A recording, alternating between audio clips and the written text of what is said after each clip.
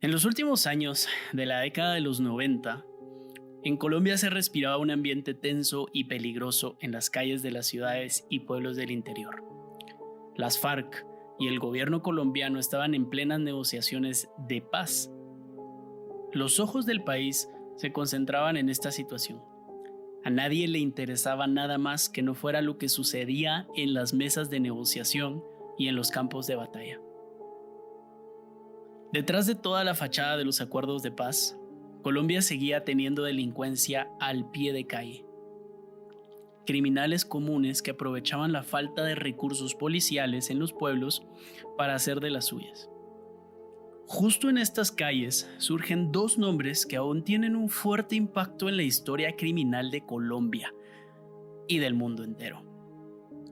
Estos son Manuel Octavio Bermúdez y Luis Alfredo Garavito, mejor conocidos como el monstruo de Cañaduzales y la bestia colombiana. Bienvenidos de nuevo a otro episodio de Escalofríos Podcast. Yo soy Canche, su host en la noche de hoy. Espero que lo estén escuchando en la noche, pero lo más seguro es que lo estén escuchando en las mañanas. Ya los conocemos porque no quieren aterrarse con lo que les contamos. Bienvenidos a Escalofríos Podcast. Hoy conmigo, por fin, otra vez está Wolf. ¿Qué tal, Wolf? ¿Cómo estás? ¿Qué onda, Canche? Súper alegre vos. Nuevamente coincidir en este espacio que ya lo extrañaba. Estuve ahí distanciado unos días, pero ya me hacía falta esa adrenalina y sobre todo seguir investigando y aterrarme todas las noches. Ya te hacía falta y a nosotros ya nos hacías falta. Tu voz de terror los jueves paranormales ya nos hacía falta. Está bien, sí, a mí me hicieron falta también, pero aquí estamos de nuevo con energías y pues esperando ahí mi espacio para que vuelvan a escuchar otro episodio más de los jueves paranormal. Ya te va a tocar y ya nos va a tocar escuchar tu voz en estas historias. Por el momento les tenemos un episodio especial porque esta va a ser la primera vez en el podcast que vamos a hacer una serie. ¿A qué nos referimos con esto? A que van a haber más de un episodio sobre un tema similar o en común. En este caso va a ser sobre los monstruos colombianos, asesinos seriales colombianos, y van a ser 2 episodios, 2 asesinos seriales que están conectados entre sí porque hay algunos aspectos en las historias que se relacionan y que están bastante interesantes. Hoy les voy a empezar a contar una historia bastante cruda. De una vez les digo que está bastante fuerte y si a ustedes no les gusta escuchar historias en las que los protagonistas o las víctimas son niños, pues les recomiendo que no lo escuchen. Pero le queremos agregar un poco de sazón a estos episodios y por eso quisimos traer una invitada bastante especial. Es una amiga de casi toda la vida y por eso queríamos traerla encima de es psicóloga. Así que con ustedes la psicóloga Mercedes Alonso. Hola Mechi, ¿cómo estás? Hola, bien, gracias. Feliz por estar acá. Qué bueno que estés feliz. Ya bienvenida. Con los temas que vas a escuchar tal vez no vas a estar tan feliz, pero feliz de por lo menos dar tu análisis con nosotros. Sí, totalmente. Y eso que nosotros nos especializamos por dar análisis sin especialización. Somos, siempre lo hemos dicho, somos personas normales, no somos doctores, no somos psicólogos. Tratamos de analizar un poco las razones o, no sé, las causas de donde vengan los comportamientos de estos asesinos. Pero qué bueno tenerte hoy porque entonces ya no vamos a poder decir pajas, ya no vamos a poder mentirle a la gente. Tú vas a corroborar lo que estemos hablando. ¿Qué te esperas? A ver, ¿qué te esperas? Si has escuchado el podcast, ¿verdad? Sí, obvio, soy fan. ¿Perdón? Soy fan. Buenísimo. ¿Y cuál ha sido el asesino que más te ha llamado la atención o que más te ha picado? La verdad, no sé, es que a mí me gustan todos.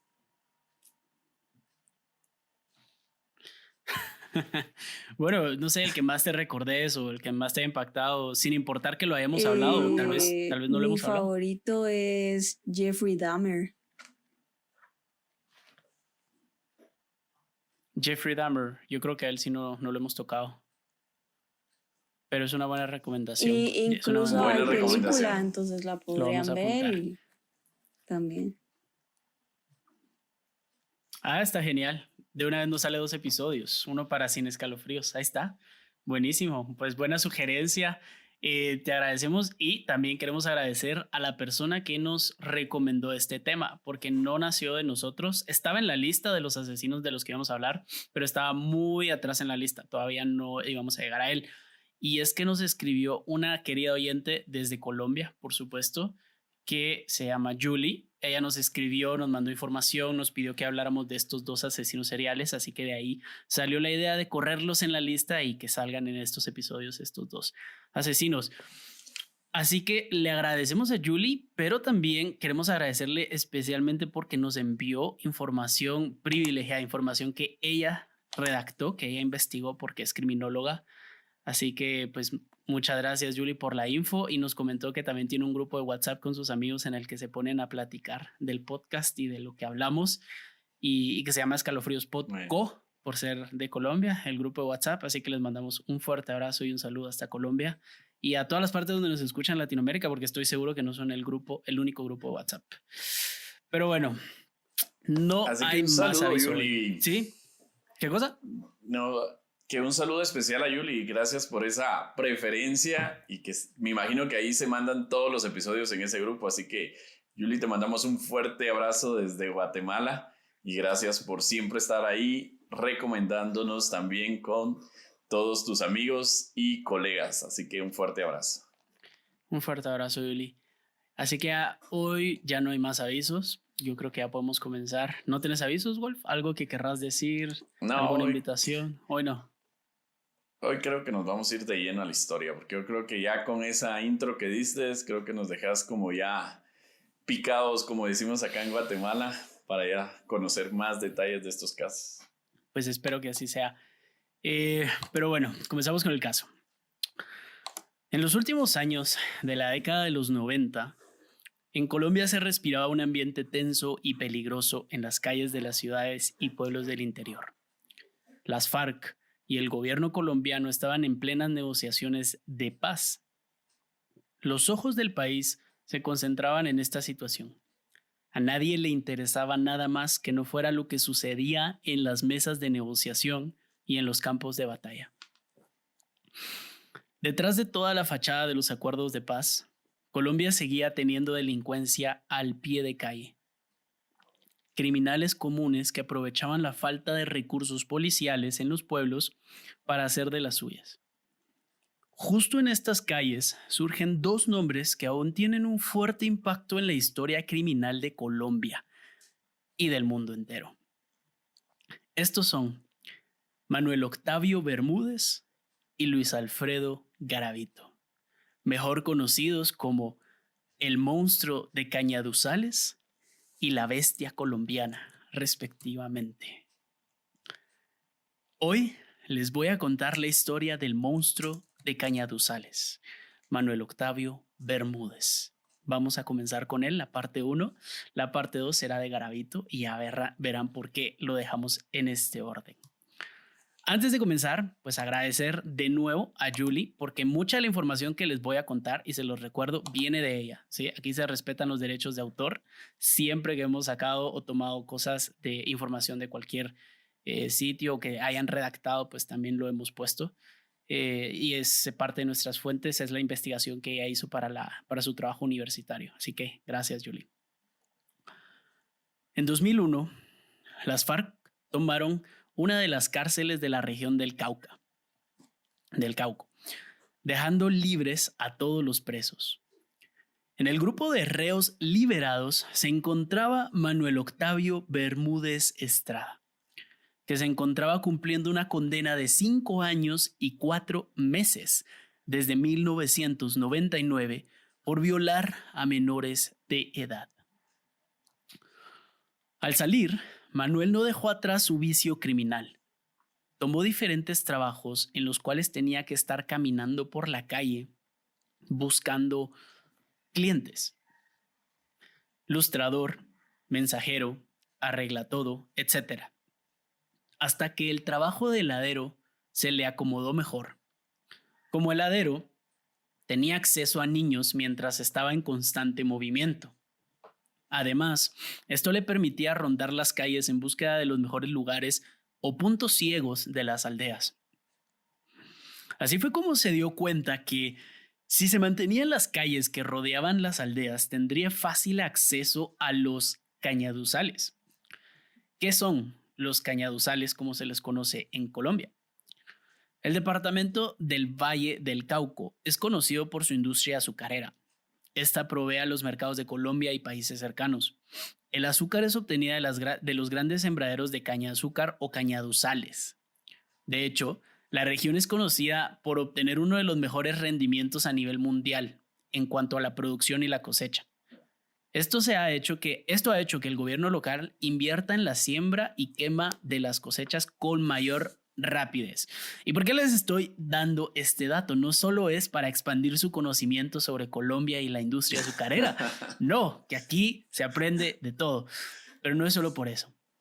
Y es que cuando tenés a un gobierno tan concentrado, aunque sea un gobierno local, tan concentrado en la industria y que la aldea o el pueblo, la ciudad dependa de una sola industria, en su mayoría, van a hacer lo posible para evitar crear obstáculos para esta industria, no meterse con los cañaduzales, en otras palabras. Esto va a regresar más adelante. Manuel demostró ser un asesino que sabía muy bien qué quería hacer y cómo hacerlo. Como lo hemos visto con asesinos seriales anteriores, pues todos son muy inteligentes o muy planeadores y estratégicos.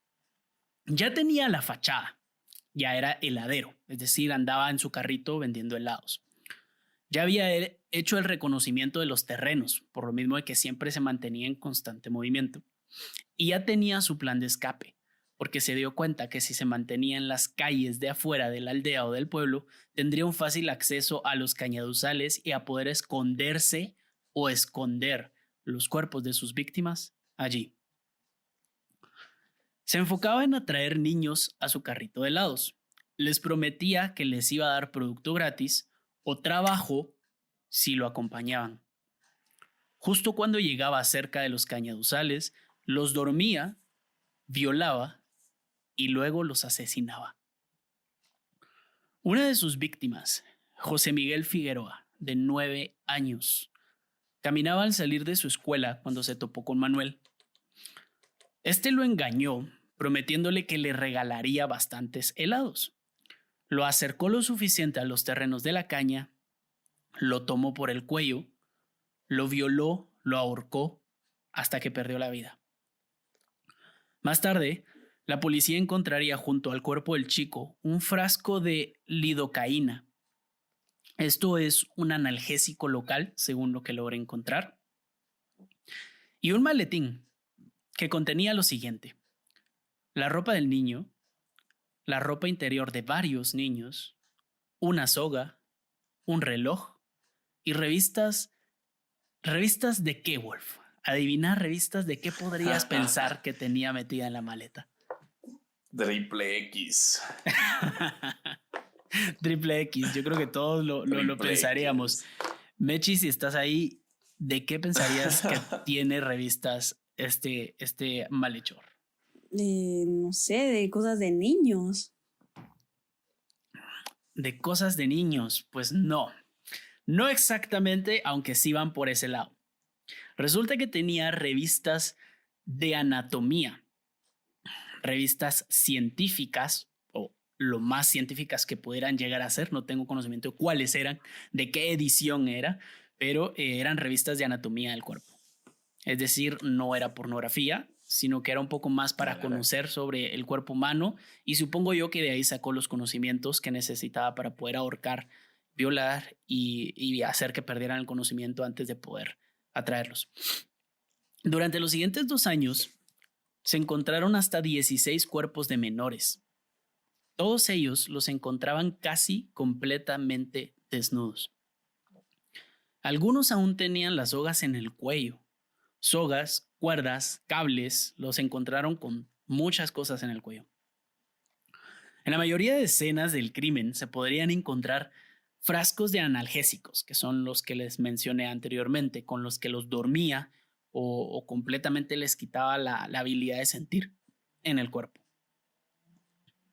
En algunos casos, incluso se llegaron a encontrar frascos de lubricante. Este tipo no solo sabía lo que hacía, sino tenía mucho conocimiento de cómo hacerlo. Y aquí me surge la primera pregunta, mientras iba investigando e iba leyendo esto. ¿De dónde obtenía tanto dinero para comprar analgésicos y qué tipo de analgésicos se venden solo así, sin receta médica? Y eso la pregunto obviamente porque estás tú, Mechi, no sé si nos puedes ayudar con qué tipo de medicamentos puedes comprar muy fácil en la farmacia de una aldea, de una ciudad pequeña. Mira, la verdad es que si es una aldea y ciudad pequeña, es muy probable de que ni siquiera necesites tantas recetas médicas para conseguir lo que querés. Claro, sí, tal vez es un poco más fácil, ¿verdad? Y bueno, eso es una cosa, pero también el conocimiento que tiene me parece, o sea, es una persona que no tiene trabajo, que consigue trabajo en la calle, en cualquier lado, pero ¿qué te puede motivar? No sé, ¿qué te puede incentivar o cómo puedes desarrollar un conocimiento o una sed de conocimiento científico? ¿Será solamente el hecho de placer sexual o hay algo detrás ahí hasta ahorita conforme vas escuchando el caso? Mira, por el momento no te podría decir, pero para mí es con tal de parecer alguien superior a lo que sos. Como en control de la situación. Ujú. Y que los Puede demás ser. te admiren de alguna manera. Ok, porque... Vos, Canchit, Ajá. tengo una Díselo. duda. Digamos, si eran solo niños o también niñas las víctimas. Solamente niños. Más adelante vamos a ver por qué, pero solamente niños. Ok. Y te iba a preguntar, Wolf, ¿por qué crees que la policía, o sea, otra cosa que me llamó la atención es que la policía encontraba todas estas cosas ahí mismo donde dejaba los cuerpos? Prácticamente dejaba evidencias, o sea, dejaba frascos de analgésicos, podían, si la policía era inteligente, buscar en las farmacias quiénes habían comprado, si es que había registro alguno, no sé, son pistas y está dejando las escenas del crimen llenas de pistas en vez de llevarse todo y dejar solo el cuerpo. ¿Por qué crees que sea? Sí, recordate que eso también lo hemos visto en diferentes casos que ya hemos platicado, de que es como poner en reto también a la policía, digamos, como decir, aquí esto se vuelve más interesante y estén pendientes, voy a aparecer de nuevo. Porque por lo regular, digamos, una persona que se dedica solo a cometer un asesinato, rápidamente lo que quiere es ni dejar evidencia, ¿va? Uh-huh. Pero él creo que iba un poquito más allá de esa adrenalina de poder decir, aquí me tienen y estén al pendiente de que posiblemente pueda aparecer otro cuerpo, ¿va? Yo creo que era como de eso de reto también a la autoridad, ¿va? Como un atrápenme si pueden. ¿Qué te parece, Mechi? Pero les va a costar. Pues en realidad esta gente hace lo que hace porque ellos quieren que la gente descubra quiénes son, quieren ser admirados, quieren que la gente hable de ellos, quieren importarle a alguien, pero seguramente él no le importó a nadie en su infancia, es lo más común. Entonces, ser hablado por otras demás personas es como sentir de que tus padres o esa gente que querés está encima de ti. Sí, tal vez como, como tener Llamar esa la atención, ¿verdad? ¿verdad? Cabal, tener esa atención. Y ya van dando más o menos en el clavo, ya los dos se están asomando. Al comienzo de la investigación, la policía colombiana creyó que los analgésicos los tomaba el asesino, por lo que parte de la búsqueda se concentró en hombres que pudieran tener algún tipo de dolor o discapacidad o enfermedad que requiriera el medicamento. En el momento que localizaron el primer botecito o bote de lubricante, la perspectiva cambió y se dieron cuenta que trataban con un violador asesino y que los analgésicos los tomaban las víctimas. Aquí abre todo otro aspecto y hablando ya no de lo psicológico, sino de lo policial, los errores, ¿verdad? Con Wolf siempre vemos errores en las investigaciones. Claro, a veces, ¿y por qué mencioné lo de las FARC al inicio del caso? De estos dos casos que se vienen, estos dos episodios, porque la policía estaba concentrada en la lucha contra las FARC y tenían la mayor parte de sus recursos, o por lo menos los mejores recursos concentrados en esto, no tanto en casos de víctimas de niños de la calle, ¿sí? Y a esto vamos a llegar más adelante también, el tema de la discriminación social en cuanto a las investigaciones policiales, pero me parece interesante que lo primero que hayan pensado era que estas medicinas las tomaba el asesino y que era probablemente una persona mayor o que tenía alguna enfermedad o discapacidad y que no lo hayan asociado con que primero los dormía para poder violarlos.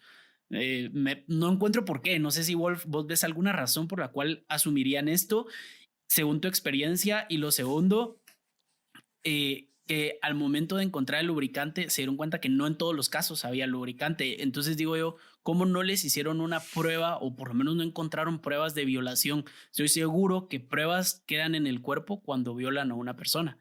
¿Qué pensás, Wolf? Sí, eso habría que ver también con cuánto tiempo después encontraban a los cuerpos, ¿va? Tomando en cuenta de que pues es una violación y realmente los indicios o lo que pueda quedar pues también toma mucho en cuenta pues el tiempo en que hayan encontrado el cadáver. Aparte de eso, sí me llama mucho la atención eso que vos mencionás con el tema de, bueno, pensaron que tal vez era una persona como que padecía de algo para...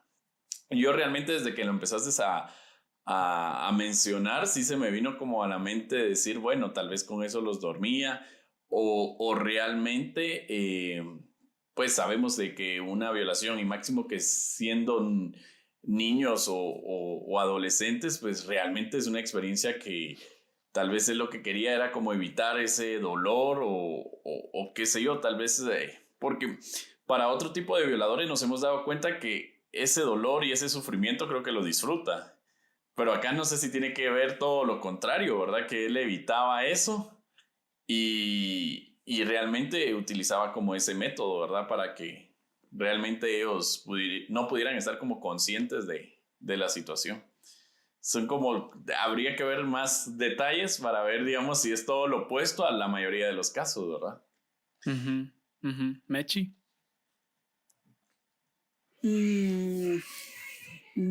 La misma pregunta que él. Sí, digamos, ¿por qué habrían asumido lo primero que ¿cómo se llama? Que los analgésicos los tomaba el asesino y no para dormir a las víctimas, y cómo no se dieron cuenta que las violaba desde mucho antes? De primero con lo de los analgésicos, yo diría porque es lo más común, o sea, ellos casi siempre dejan cosas que de ellos, ¿me entendés? Y si dejan algo y lo que utilizan en la víctima lo suelen encontrar en la víctima, pero que lo haya dejado en el bolso como que, o sea, en primera instancia yo pensaría, ¿me entendés? Esto es de él. O sea, ¿por qué quisiera dormir a los niños? ¿Me entendés? Ok, como, sí, lo que decía Wolf no lo había pensado, el hecho de que querer quitarles el dolor de alguna manera, tal vez, que eso pudo haber sido el por qué él les daba analgésicos. O sea, si yo fuera policía, obviamente lo primero que pienso es que es de él, ¿me entendés? Viéndolo como psicólogo, y si ya sabes de que lo utilizaban los niños porque hiciste exámenes y todo, obviamente te das cuenta que es por la introyección de culpa que tiene el asesino, ¿me entendés? Ok, yo sí no lo había considerado así, yo pensé que solo lo hacía porque, no sé, conseguía analgésicos, los dejaba ahí tirados y se iba, o sea, conseguía más, o sea, simplemente para agregar a la búsqueda, pues para que lo buscaran. ¿Y por qué no se dieron cuenta? Me imaginé, no sé, me imaginé falta de aptitud, la verdad, ineptitud para poder hacer la investigación. Para mí fue muy lógico, pero creo que porque ya sabía la historia y cómo sigue, pero muchas de las víctimas fueron encontradas, y aquí entra lo que dijo Wolf, cabal le atinó, fueron encontradas hasta 7 días después de su desaparición. Esto se debía a que la policía no tenía los suficientes recursos para hacer una búsqueda exhaustiva de las localidades. También fue importante el perfil que compartían todos estos chicos. Todas las víctimas que escogió Manuel eran niños pobres o de la calle. Dada la época, era difícil movilizar una búsqueda por un niño que no tenía un apellido importante, factor que persistía en la época y que hoy en día sigue siendo determinante en todos los casos de desapariciones a nivel global. Y es algo que hemos visto, como en el caso de Paulette, en el caso de que contó Wolf de Paulette, que cuando son niños de familias importantes, pues se crea hasta una cadena.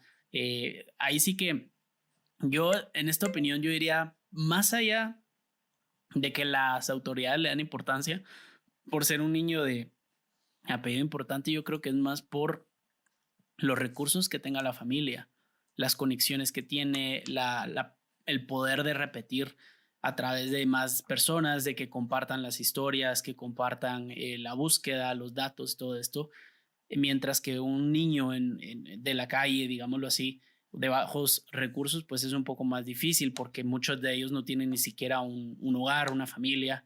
Entonces, gente que los quiera buscar va a haber menos. Ahora, en una ciudad pequeña o en un pueblo pequeño o en una aldea, pues es un poco más fácil que se movilice la gente, porque si desaparece uno, les va a afectar a todos. Y esto creo yo que juega a favor de este caso, en que desaparece uno en un pueblo de 3,000 y todos se van a dar cuenta, y todos van a saber, y todos van a buscarlo. Yo creo que esto, a mi parecer, ayudaba a agrandar la leyenda que él quería hacer. Manuel, que él quería dejar la huella. Él sabía que tenía que hacerlo en un lugar donde la gente escuchara y se enterara de lo que estaba pasando. ¿Te parece, Wolf?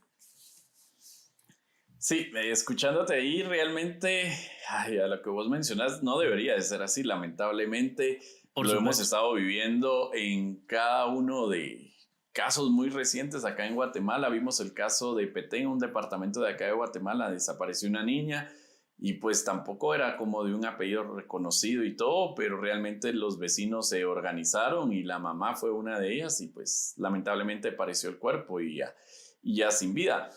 Pero debería de ser con todos los casos, ¿verdad? Lo vimos con Paulette, como vos lo mencionaste, porque tenía un apellido. Lo hemos visto acá también algunas desaparecidas que realmente porque están en un equipo de fútbol o tienen como otro tipo de actividades. Y las familias también de una u otra forma han buscado ahora, creo que las redes sociales como esa manera de hacer una cadenita de búsqueda, ¿verdad? Y creo que ahí es donde últimamente he visto yo que se han estado activando más todos los protocolos para dar ese seguimiento a todos los desaparecidos. Pero en ese entonces, digamos, a lo que vos mencionaste, influía mucho que realmente, o sea, no tenían una familia por ellos. De primero me causó la duda porque dijiste niños de la calle, entonces dije, bueno, de helados, cualquier niño va a ir a comprar, no necesariamente de Pero no todos que van pues, o sea, vivan en acompañados la por calle. algún adulto, ponete. Exacto. Sí, digamos, hay un porcentaje que por supuesto salen por su cuenta los niños a comprar cuando escuchan el ruido de la campanita o algo de los helados o alguien va gritando por ahí en la calle. Pero en este caso, pues sí no tenían quién, o sea, ¿y quién iba a hacer esa búsqueda? Y en muchos casos creo que ni había, me imagino que ninguna alerta de desaparición, pues porque no No tenían creo, no estoy esa seguro, pero familia. no creo que existiera el método, digamos, el sistema. No sé, no estoy Exacto. seguro, la verdad. Tal vez sí, pero no estoy seguro. Pero sí, tienes razón, digamos, pues no debería ser así, pero lastimosamente así es. Hoy en día es un poco más fácil, incluso por el mismo rencor popular que existe en la sociedad hacia toda esta industria de la trata de personas, ¿verdad? Y el hecho de querer cuidarse los unos a los otros y que hoy por ti, mañana por mí. Yo creo que las redes sociales como que lo amplía, pero antes de desviarnos de tema, seamos, porque aquí empieza la parte más interesante del caso, y es que en 2002 Manuel cometió el primer error. Francisco, un niño de 11 años, luchó por su vida contra el hombre que lo intentaba asfixiar. Intentaba gritar mientras el hombre lo ahorcaba cada vez más fuerte, con una soga. En un momento logró morder la mano de Manuel.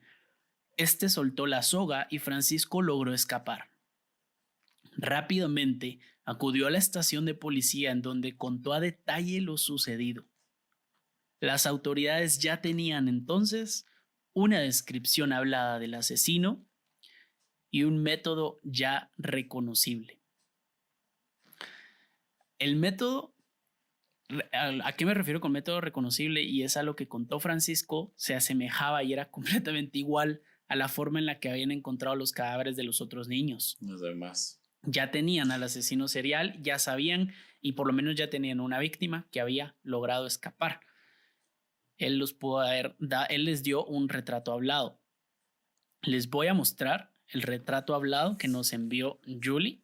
Ella tiene la información, ella tiene el retrato que se les dio y también les voy a mostrar la imagen de la cara de ¿cómo se llama? De la cara de Manuel, para que vean la diferencia y ustedes me digan si se parece o no y si le encuentran alguna similitud, porque igual, y esto fue en 2002, igual y les costó a la policía todavía encontrar a Manuel. Les voy a compartir mi pantalla para que lo puedan ver y me confirman si lo están viendo. Pero sí le pega, digamos, con las descripciones que... Sí, recordemos que el retrato. Pues Eso este niño es una víctima, estaba siendo asfixiado, tal vez no lo volteó a ver tan bien, que se yo, iba con sombrero, no sé, pudo haber sido diferente, pero por lo menos le dio una descripción. Y en ese momento, ¿será que el niño habló algo de los analgésicos o algo? No mencionó nada en su declaración. No, bueno, ahora que ya vieron la sido foto. Una pauta si antes o después, ¿no? Sí, ahora que ya vieron la foto. Para los que nos están escuchando, la foto va a estar en nuestro Instagram del retrato hablado que dio Francisco a la policía y lo pueden comparar con la foto verdadera de Manuel. Ahora que lo vieron, lo que mencionas, Wolf, es interesante de los analgésicos, porque lo que hacía en algunas veces, o en algunos casos, era mezclarlo con los helados. Entonces, de alguna manera lo mezclaba con los helados o los engañaba para darle con los helados de los analgésicos. No era como que se los forzara porque eso iba a ser un poco más difícil. Entonces primero les daba los analgésicos para luego, para dormirlos y luego poder aprovecharse de ellos. Pero sí, el retrato hablado tiene rasgos similares. Ahora, aún con esta información, no sabían cómo atraparle. Sabían cómo se veía y cómo actuaba, pero no entendían cómo podía escapar y cambiar de aldeas y pueblos tan rápido. Fue entonces cuando se percataron que el método de operación de Manuel era similar al de otro asesino que acababan de atrapar. Por lo que decidieron pedir ayuda, nada más y nada menos que al asesino con mayor número de víctimas infantiles en el mundo. Y aquí entra Luis Alfredo Garavito, la bestia colombiana. En ese momento, o en esa época, Garavito se encontraba en prisión, cumpliendo el segundo año de una condena de 1853 años y 9 días. Este colaboró de inmediato con las autoridades. Le preguntaron principalmente por los disfraces que podría estar utilizando el asesino para escabullirse. Según informes de la policía, Garavito les dijo que podría estar escondiéndose como trabajador de calle o alguna profesión con la que pudiera estar moviéndose todo el día sin levantar sospechas. En este caso, por ejemplo, lo que habíamos mencionado de mensajero o heladero, ¿verdad? Cada vez cambiaba de disfraz. Y esto le permitía que no iba a levantar sospechas que un heladero estuviera dándole vueltas al pueblo y que mientras estaba ocurriendo algo, él caminaba por otro lado, etc. Ahora le daba una excusa para poder estar en constante movimiento. En 2003, y tras varias declaraciones de testigos, la policía arrestó a Manuel Bermúdez. En su casa encontraron varios artículos y prendas de sus víctimas. Además, y aquí entra lo que decía Meches de la necesidad de llamar la atención. Además encontraron los artículos de prensa que Manuel recortaba y guardaba, en donde la prensa hablaba de sus asesinatos y las desapariciones. Manuel confesó... Y hasta con marco y un su cuadro y todo el rollo. No creo que hubiera tenido dinero para eso, pero estoy seguro que los encontró todos tirados, ¿verdad? Encontraron todos los... Solo eso faltaba, porque se escuchan los dos casos que estás mencionando, que como si aquellos sus récord Guinness de tener esos datos, ¿va? Y esto ocurrió cuando Garavito ya estaba en la cárcel. Probablemente la meta de era superar ese récord. Y eso lo vamos a ver, tranquilos. Eso puede estar en la parte 1, parte 2. Manuel confesó casi inmediatamente a la violación y asesinato de 21 menores entre 9 y 13 años. Además, fue muy detallista con cómo era que lo había hecho. Se cree que tomó esta decisión creyendo que luego podría culpar por algunos de estos crímenes a Garavito, porque precisamente tenía bastantes similitudes con la forma de actuar en la que tenía la bestia colombiana. Así que acertó, digamos, lo que hizo fue aceptó los cargos por varios homicidios, confesó muchos, sabiendo que eran más de los que confesó. Él confesó 21, sabiendo que eran más de 21, para que cuando encontraran los demás cuerpos él pudiera decir, bueno, pero es que esos ya no son míos, esos son de Garavito. Y ustedes no los habían encontrado anteriormente porque los años se siguen bastante. Era una persona que lo tenía, no es que le fuera a salir bien el plan, pero lo tenía muy bien planeado. ¿Te parece? Claro. ¿Y no será que, bueno, ahora me surge la inquietud de, mencionaste que este Manuel estuvo detenido a un inicio, digamos, de la historia que vos mencionaste y salió? No sé si en ese periodo, digamos, se me ocurre a mí que ahí pudo conocer al otro en la cárcel y después de conociendo la historia, pues dijo, ahora me toca. Por ahí vas. Compartieron celda, pero no en ese momento. Es que esa era la inquietud, porque entonces dije yo, ¿de dónde? O a menos que en las noticias o algo te informes, digamos, de este tipo de asesinos seriales para que, digamos, después pudiera como imitarlo o conocer esos detalles, ¿no? Ahorita voy a dar esos detalles, solo déjame terminar con la sentencia, empiezo con la infancia y así le podemos dar a Mechi el espacio para que nos explique qué está pasando en la mente de esta persona. Cuando la policía le preguntó por qué había confesado tan rápido, él tan solo contestó, sabía que algún día iba a caer. Lo encontraron culpable de 21 casos de violación y homicidio. Fue condenado a 56 años en prisión en Colombia. Pero en este país se cumple solamente la condena más alta de entre todos los delitos. Aquí nos ayudará nuestra oyente Yuli porque la información que me enviaron pues falta aquí describir exactamente cómo está el sistema penitenciario, en qué año cambió, porque recordemos que esta condena es en 2003, no estaría seguro, pero creo que es así porque vamos a ver la misma falla judicial en el caso de Garavito, que fueron unos años anteriores y que le da bastante valor a que puede salir dentro de un par de años, puede estar saliendo de prisión todavía vivo, después de cometer muchos delitos. Esto quiere decir que si cumpliera su condena completa saldría en 2029 con 68 años. Se encuentra recluido en la cárcel de Valledupar.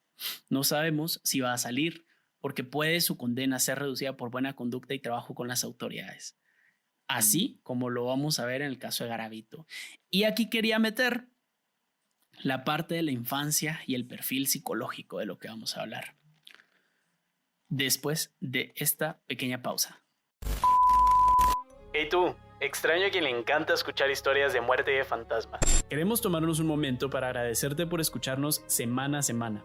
Wolf y yo siempre nos esforzamos por hacer las mejores investigaciones para que tu semana sea más divertida y que los lunes y los jueves sean días que esperes y hacerlos un poco más tolerables. Recuerda que si alguna vez te ha pasado algo a ti o a un amigo que aún no puedes explicar, nos puedes enviar tu experiencia paranormal en una nota de voz o escrita al correo escalofriospod@gmail.com. También recuerda que nos puedes escribir en Instagram y que ahí encontrarás las fotos y videos de todos los casos que hagamos. De nuevo, gracias por compartir con nosotros. Te enviamos un saludo a donde sea que nos escuches. Y ahora sí, regresemos a la historia. Bueno, después de esa pequeña pausa para que escucharan nuestras redes sociales y que nos fueran a seguir, porque ahí van a encontrar todas las evidencias del caso, las fotos, videos, entrevistas, todo lo que haya. Ahora sí, vamos con la parte más interesante del caso y el análisis psicológico. Quiero abrir el análisis con unos datos de su infancia, ¿sí? No vamos a hablarlo, no lo voy a narrar, sino voy a dar datos. Pues Manuel Octavio Bermúdez Estrada nació el 15 de octubre de 1961 en el Valle del Cauca, en Colombia. Desde pequeño tuvo una vida muy dura, como ya lo podían esperar, y sufrió muchos abusos por parte de las familias con quienes vivió. Sí, familias. Más adelante hablaremos de cuántas. Más adelante siendo ahorita de una vez. ¿Por qué? Cuando nació, su familia lo abandonó cuando él tenía 5 años. Pasó por varias familias adoptivas. Antes de pasar a las familias adoptivas, estuvo con su tía. La madre adoptiva, perdón, la tía se convirtió en una madre adoptiva y esta lo botó desde un 3er piso cuando era pequeño. De aquí salió con una lesión en la pierna, por lo cual cojeaba todo el tiempo. Toda su vida siguió cojeando y era una de las características que ayudó a la policía a identificarlo. Tenía una aversión bastante fuerte hacia las relaciones con los papás de las familias que lo adoptaban, porque en todas las familias donde estuvo, los padres, ya sea madre y padre o solo padre, eran alcohólicos y siempre se aprovecharon de él sexualmente. Siempre lo violaban o lo tocaban o lo desvestían o lo humillaban sexualmente y este contacto siempre estuvo. A él le preguntaron varias veces, y esto ya más de grande, si él era homosexual. Le hicieron bastantes estudios psicológicos para ver si lo era y él siempre lo negó. Él explicaba que tenía sexo o tenía relaciones forzadas con niños porque cuando él tenía relaciones con mujeres no tenía el mismo placer y que por eso decidió tener relaciones con niños, pero que él no era homosexual. Incluso llegó a tener una esposa, ¿sí? El caso de la esposa no tiene tanta implicación, digamos, no está tan metida en el caso porque casi nunca llegaba a su casa, tan solo llegaba, y según la esposa, tan solo llegaba 1 o 2 días a la semana a visitar a sus hijos adoptivos, pero nunca más se apareció en la casa. Ellos no sabían qué hacía, no sabían qué trabajaba y nunca tuvo relación con la esposa más allá de estar casados por papel y decir que ella estaba con él para que él dijera que él no era homosexual. Luego en la cárcel, por haber violado a unos menores, en 1999 ya estaba en la cárcel. Ahí fue donde encontraron en su celda, cuando lo liberaron y la policía llegó después a la cárcel, encontraron un libro sobre la biografía de Luis Alfredo Garavito. Y esto es todo lo que sabemos de su infancia. Mechi, empezá tu análisis psicológico. Explícanos, empecemos como, ¿cuáles crees tú que fueron las raíces, aunque son bastante obvias, las raíces y la conexión entre lo que vivió de pequeño, que te acabo de decir, los hechos más importantes, y cómo creció, cómo se desarrolló? Bueno, en primer lugar, obviamente el abandono, porque el trauma en todas las personas comienza cuando tus padres o tus cuidadores no cumplen la función protectora y no ven tus necesidades y no son un ambiente facilitador en tu vida. Entonces ahí se funda un trauma psicológico. Entonces, y para que el trauma te cause una decisión psíquica y te llegue y lleve a la persona a hacer estas cosas, necesitas 2 momentos importantes, que es una situación traumática como un abuso de poder, ya sea un abuso sexual o psicológico, de cualquier tipo de abuso de poder al niño. Y como segundo, es que no tengas un ambiente facilitador que te ayude a superar esa situación. Entonces, lo que sí o sí hace un trauma es que no tengas un ambiente contenedor y facilitador en tu vida. Ok. De alguna manera poder relacionar el hecho de que cojeaba, no sé, me parece algo importante el hecho de cojear, de haber tenido una discapacidad para el resto de su vida y que esto, no sé si esto tuvo algo que ver con las cosas que hacía después. No, creo que no lo podría relacionar. No me parece importante. Más que nada me parece más importante que la tía, que es otro familiar cercano, lo haya tratado de esa manera. Sí, de hecho es fuerte porque quería acabar con él, ya no quería estar con él. De hecho, él lo sacaron de su casa y es parte del, no sé si hay alguna relación en el hecho de que él haya tenido que ser un niño de calle como para saber lo que significa ser alguien a quien nadie le importa y por eso él atacara a la gente que él sabía que nadie iba a reclamar por ellos. Él sabía lo que era ser un niño en calle. Sí, totalmente. Aparte, bueno, otra cosa que leí en lo que me pasaste que escribió Yuli, que bueno, que habían unos niños que eran pobres, pero que sí vivían con sus madres y padres, que no simplemente eran de calle. Y me pareció interesante de que él como que le atraía escuchar los lamentos de las madres cuando él tenía a los niños, las consolaba. Eso de alguna forma es súper importante saberlo. Sí, eso sumado con los artículos de prensa que tenía. ¿Qué le otorgaba? O sea, más que saber que estaba haciendo daño, pero nadie sabía que era él. ¿Qué le puede causar esto? Y o sea, que él, que nunca tuvo a alguien que llorara por él, que sufriera por él, que lo cuidara, para él tal vez escuchara que los padres del niño al que él secuestró y violó y mató estuvieran llorando y preocupándose por él, para él al mismo tiempo era una satisfacción, ¿me entendés? Hacerle eso a alguien que no tiene nada que ver con él, ¿me entendés? O satisfacción de saber de que hay padres que todavía se preocupan por los niños. ¿Satisfacción u odio? A mí me suena más como a odio o a rechazo o a celos de por qué ellos sí se preocupan y por mí no. Para mí es como satisfacción. Ok. Para mí es satisfacción. Wolf, ¿qué pensás, Wolf?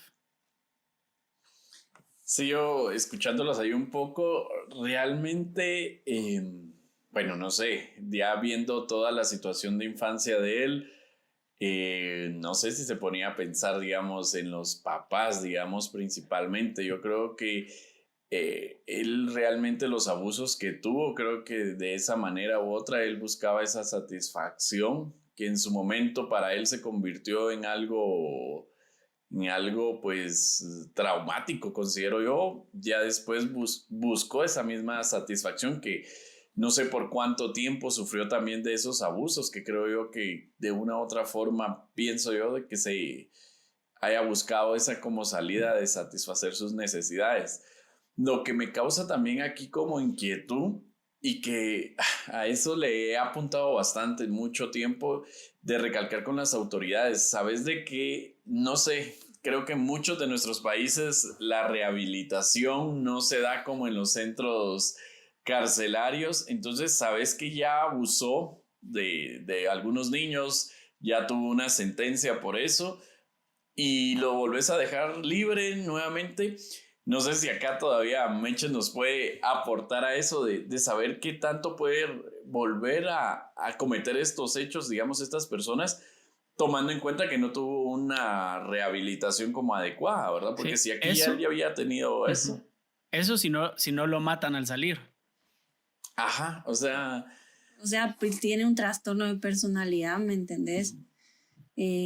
No, o sea, es como que haya una persona con trastorno bipolar andando ahí sin medicamento, no va a estar bien, es lo mismo.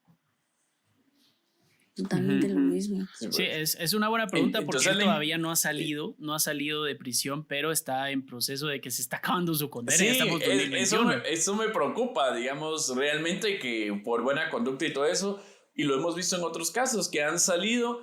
En unos casos sí han cambiado, que te recordás que cuando estuvimos viendo también el caso de los dos adolescentes que habían matado a un niño también, no me recuerdo si fue... Cuando eran pequeños.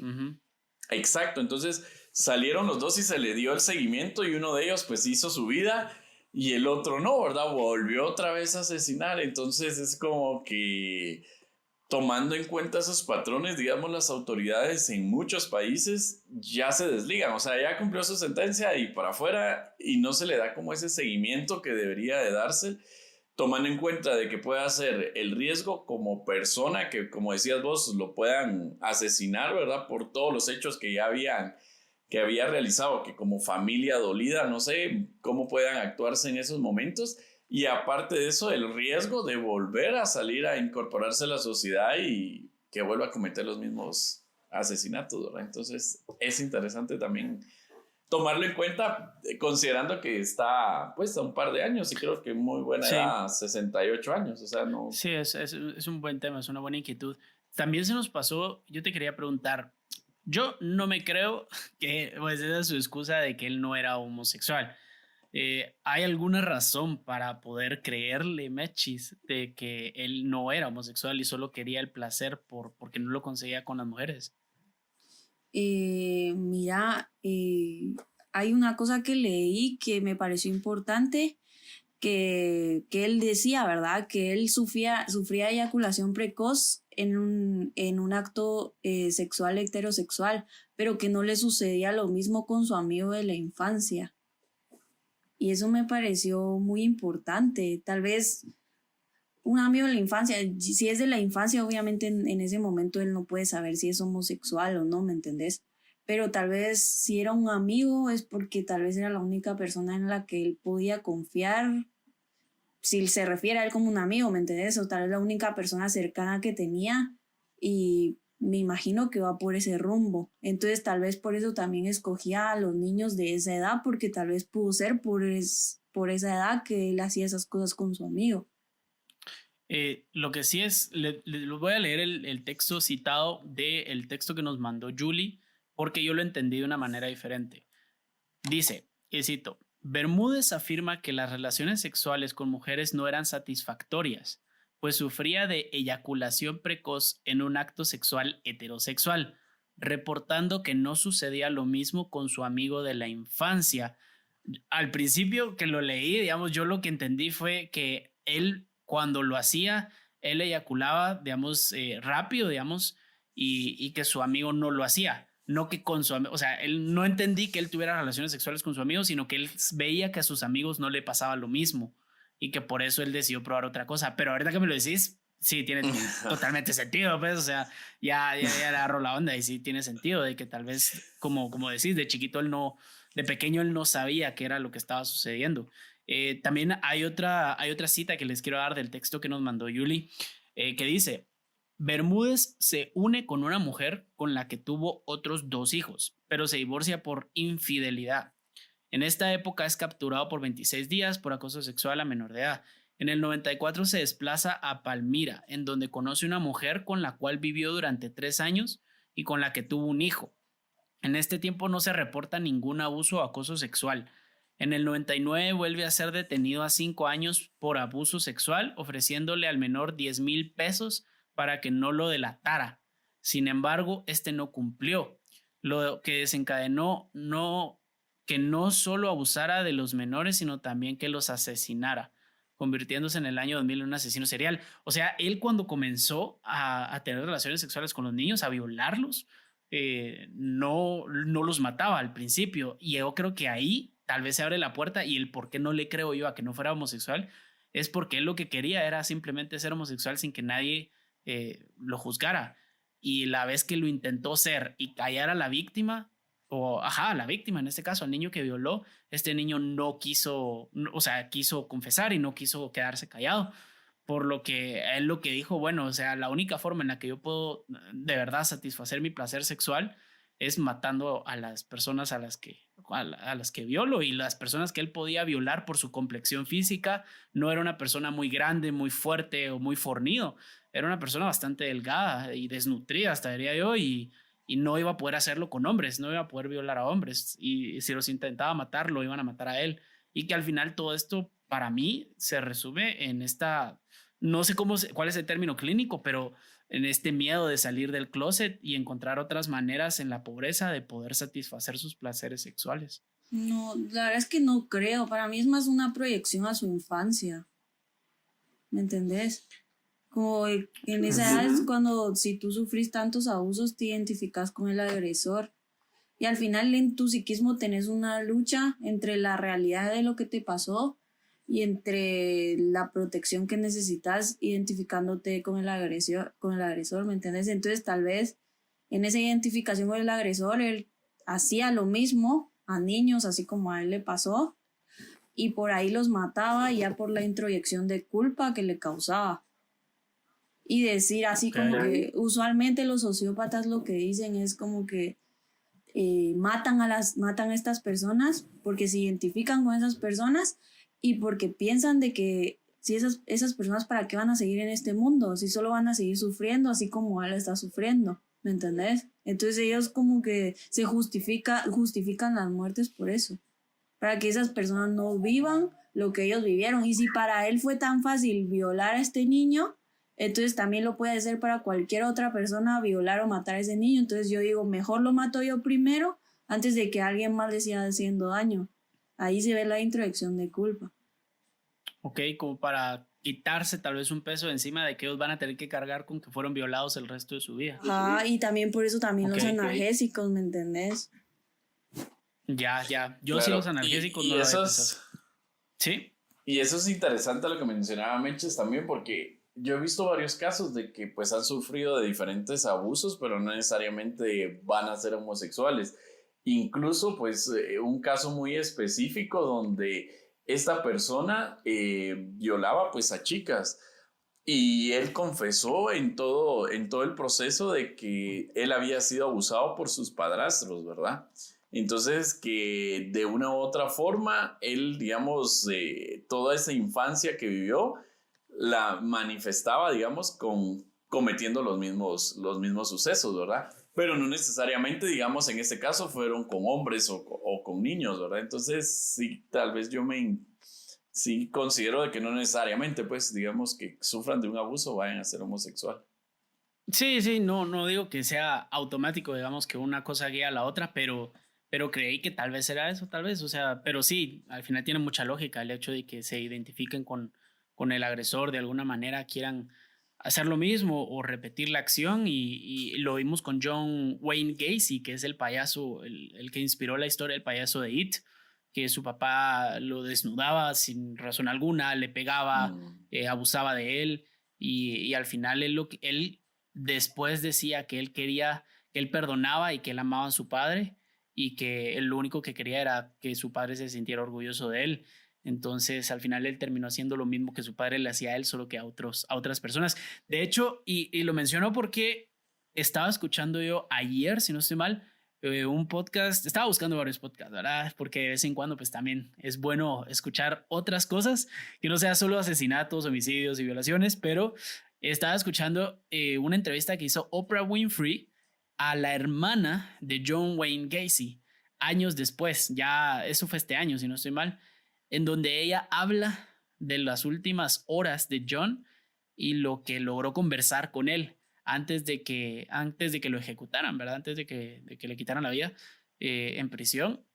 Habló con él y le preguntó varias cosas sobre qué era lo que había sucedido, por qué lo hizo, si es que lo hizo de verdad y todo esto. Y ella cuenta entre lágrimas todo lo que su hermano le respondió y lo duro que fue. Y al final habla y ella lo dice. Y es que mi papá siempre trató mal a mi hermano y mi hermano siempre quiso obtener el perdón de su papá, el orgullo de su papá, digamos, estar bien con su papá.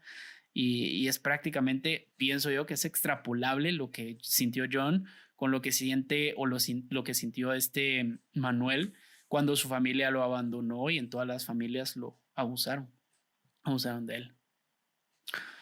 Pero bueno. Se ve que tiene un sentimiento más de tristeza que de odio, porque realmente la forma en que mata, ahorcar, es una muerte muy pacífica, no es violenta, y los analgésicos, entonces él ahí está mostrando mucha tristeza. Evitando ese sufrimiento, ¿no? Ajá, no es tanto odio el que siente.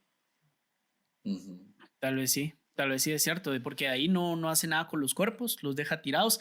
A todo esto, creo que se me olvidó comentarles el por qué les estaba mencionando lo de la quema de las cañas, pues él dejaba los cuerpos ahí sabiendo que nadie los iba a ver y que lo más probable era que cuando hicieran las cosechas se quemaran los cuerpos. Por eso los dejaba escondidos entre las cañas de azúcar y como el gobierno le mete mucho dinero, el gobierno local le mete mucho dinero a la mejor producción que tengan, a la mejor producción agrícola que tengan, las quemas o las rosas, creo que se llama, de la quema de la caña, que es para cosecharla, si no estoy mal, no sé exactamente cuál es el proceso, pero se quema, se hace cada cierto tiempo, o sea, se hacía con bastante rapidez, entonces no importaba cuándo dejara los cuerpos, según él, cuando quemaran la caña se iban a quemar los cuerpos y automáticamente iba a desaparecer cualquier tipo de evidencia, y era por eso que escondía también, o sea, todo su plan estaba, la verdad es que era un plan muy estratégico, y el hecho de que se haya quedado en la misma aldea, en el mismo pueblo, que no era tan grande, en donde él se lo conocía muy bien y todo,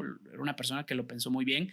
Le echó la culpa varias veces en entrevistas a Garavito, en las que él incluso llegó a decir que estaba endemoniado y que lo hizo porque estaba endemoniado, y por el espíritu o el fantasma que también acosó a Garavito.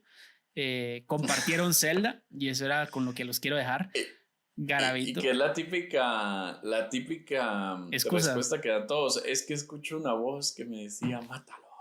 Sí. Y que me perseguía, ¿va? Se nota mucho la necesidad de identificarse con alguien importante, como, o sea, él pasó por tantas familias, ¿me entendés? Él quería ser admirado por alguien importante. Él nunca fue admirado por alguien, ajá.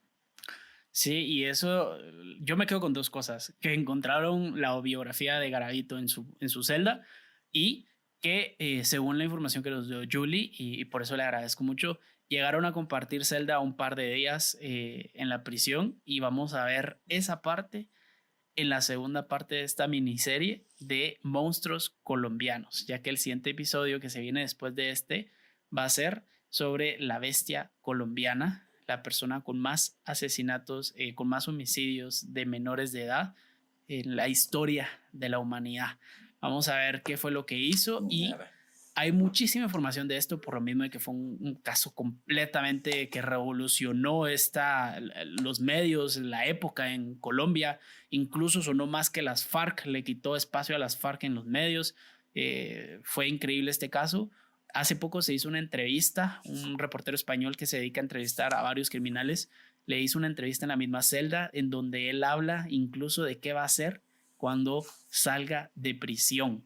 Entre otras cosas, hablan de mucho, y les voy a poner los extractos de las entrevistas con sus derechos. Por supuesto, le vamos a dar todos los créditos a quienes hicieron las entrevistas, pero les voy a poner los extractos, las preguntas que hizo, qué fue lo que respondió. Va a ser un episodio un poco más largo.